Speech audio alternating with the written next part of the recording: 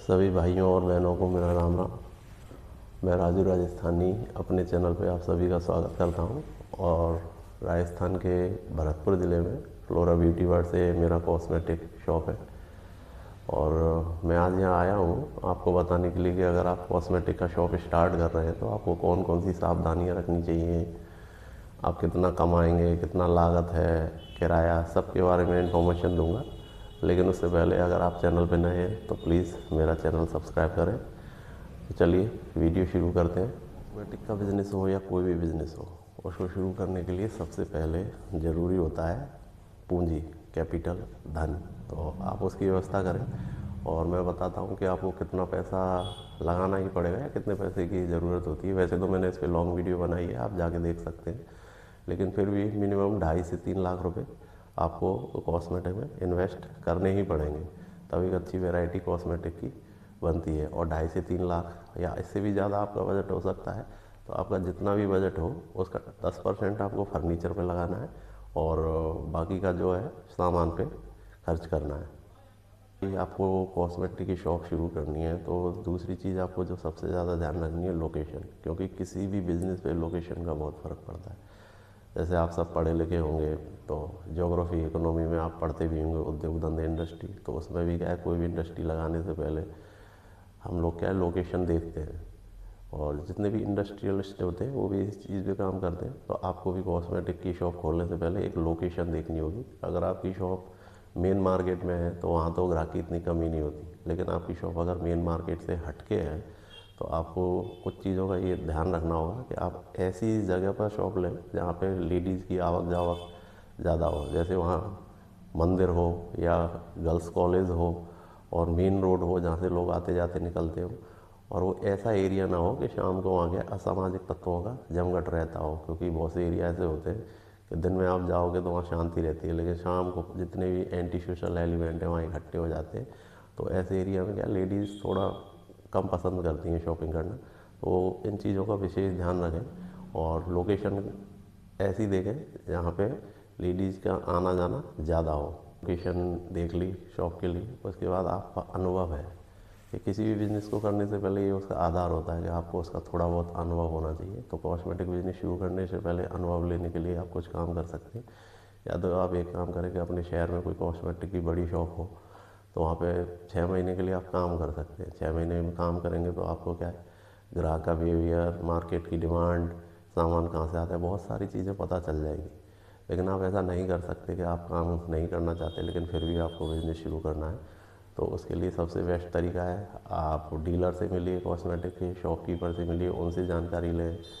घर की जो लेडीज़ हैं उनसे सामान के बारे में जानकारी लें। यूट्यूब, गूगल, हर चीज़ का सहारा लें और 1-2 महीने अच्छी रिसर्च कर लें, चीज़ों को जान लें, तब बिज़नेस में उतरें, क्योंकि अनुभव इस बिज़नेस में बहुत काम आता है। लेकिन फिर भी मैं ये कहता हूँ कि आपको ये भी नहीं करना कि काम भी नहीं करना शॉप पे और रिसर्च भी नहीं करना, तो कोई नहीं, आप बिज़नेस शुरू करें और मैं गारंटी कहता हूँ कि 3 महीने के अंदर क्लाइंट आपको खुद सिखा देगा आपको क्या करना है, कैसे करना है, मार्केट का बिहेव, कस्टमर का बिहेव, आप खुद ही सीख जाएंगे 3 महीने के लिए। 3 महीने मैक्सिमम है मार्केट को जानने के लिए। अब भाई बात करते हैं कि आपने अनुभव ले लिया, लोकेशन देख ली, चलो शॉप किराए पे भी ले लिया, जैसे भी आपकी खुद की शॉप है, फिर आपका जो बजट है उसको खर्च कैसे करना है। तो वो मैंने बताया था कि आपका जितना भी बजट है और तो उसका 10% आपको फर्नीचर पे खर्च करना है और बाकी का 90% है वो आपको सामान पे खर्च करना है। तो 10% जो आपका फर्नीचर का बजट है और आपका बजट भी इतना ज़्यादा नहीं है, तो आप शुरू में क्या सेकेंड हैंड फर्नीचर ले सकते हैं। और 90% जो आपको सामान के लिए रखा हुआ है आपने उठा के, तो भाई सामान आपको बहुत ही चूज़ी होकर ख़रीदना है। मतलब ऐसे ही नहीं कि मार्केट में गए होलसेलर के पास और सामान ख़रीद लिया। तो सामान की परचेजिंग के लिए भी मैंने एक लॉन्ग वीडियो बनाई है, आप देख सकते हैं। तो सामान ख़रीदने से पहले ये है कि फिर भी बता देता हूँ चलो कि सामान ख़रीदने से पहले एक लिस्ट बनानी है आपको। आपको एरिया आपका जैसा भी, अगर आप गांव में रहते हैं, कस्बे में, सिटी में, मेट्रो सिटी में, उस हिसाब से आपको अपनी लिस्ट बनानी है। एरिया के हिसाब से सबकी लिस्ट अलग अलग होती है। पूरा सामान क्या क्या परचेजिंग करनी है आपको, वो लिस्ट भी मैंने शेयर की हुई है, वहाँ जाके आप देख सकते हैं। तो वो सारा लिस्ट बना के फिर आपको शॉपिंग करनी है।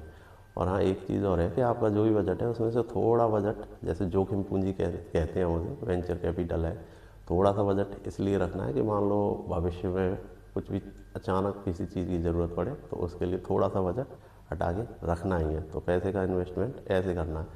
अब जैसे आप सामान जो लेंगे, सामान पे कैसे खर्च करना है कि 20% जो है आपको ब्रांडेड पे खर्च करना है, 40% मीडियम रेंज का और 40% लोअर कैटेगरी का।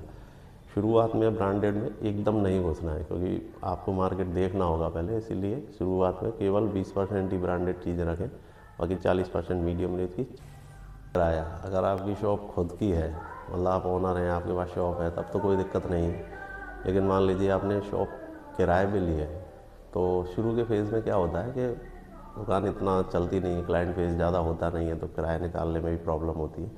तो उसका सॉल्यूशन ये है कि आप जो भी शॉप किराए पे लें, उसका जितना भी किराया है उसको 6 महीने का किराया आप अलग से निकाल के रखें, क्योंकि कभी कभी क्या है, किराया शुरू में जेब से देना पड़ता है और ये एक ऐसा फेज़ होता है यहीं पे लोग क्या है, हार जाते हैं, डिमोटिव होकर शॉप बंद कर देते हैं। तो 6 महीने का किराया आपको निकाल के रखना है, जिससे कि कभी ऐसा ज़रूरत पड़े शुरुआत में कि किराया जेब से देना पड़े तो आप परेशान ना हो।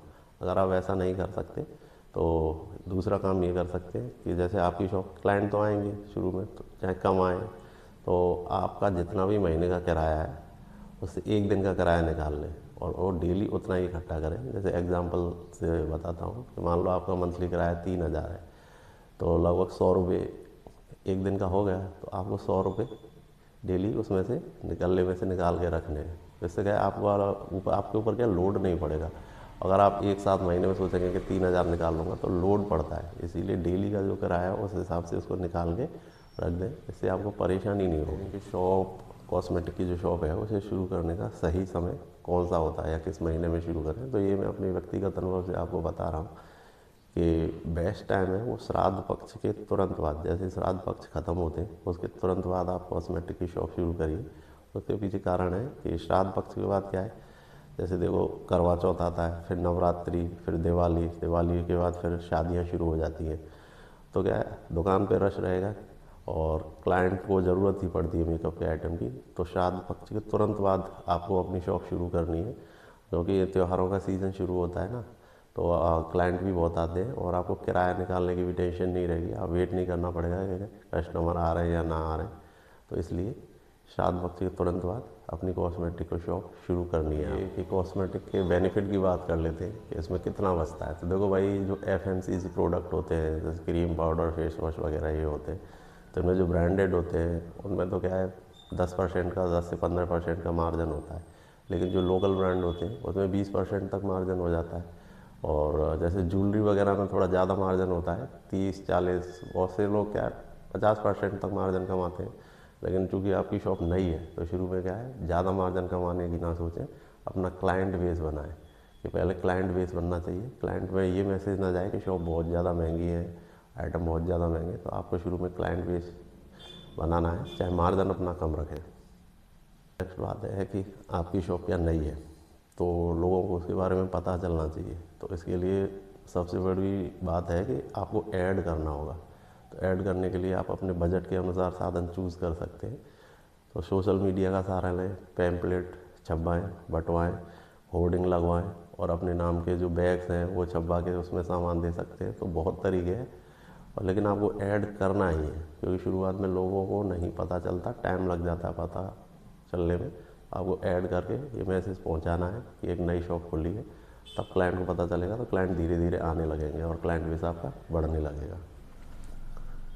देखो एक चीज़ और है कि कॉस्मेटिक की शॉप ऐसी शॉप है जो सीज़न के अनुसार ग्राहक ज़्यादा आते हैं, सीज़न नहीं होता तो कम आते हैं।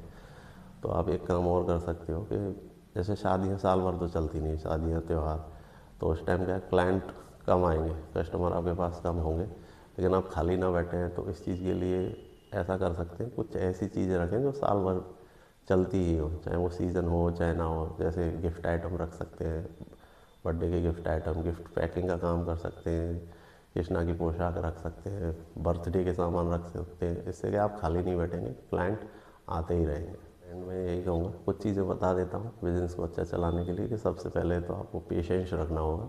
रात भर में बिज़नेस नहीं चला करते, तो धैर्य रखिए, हर परिस्थिति के लिए तैयार रहिए। दूसरा, कस्टमर को नाराज़ ना करें, हमेशा स्माइलिंग फेस रखें और अपनी शॉप में कुछ ना कुछ आइटम ऐसा रखें जो आपको फ्री ही देना होगा। जैसे कस्टमर के साथ कोई बच्ची आती है, जैसे मैं फिंगर रिंग रखता हूँ बच्चों के लिए, तो कोई कस्टमर आता है नया आता है तो उनको finger ring as a gift देता हूँ। तो पेशेंस रखें, हंसते रहिए और अगर चैनल पे नए हैं तो मेरा चैनल सब्सक्राइब करें। हर हर महादेव।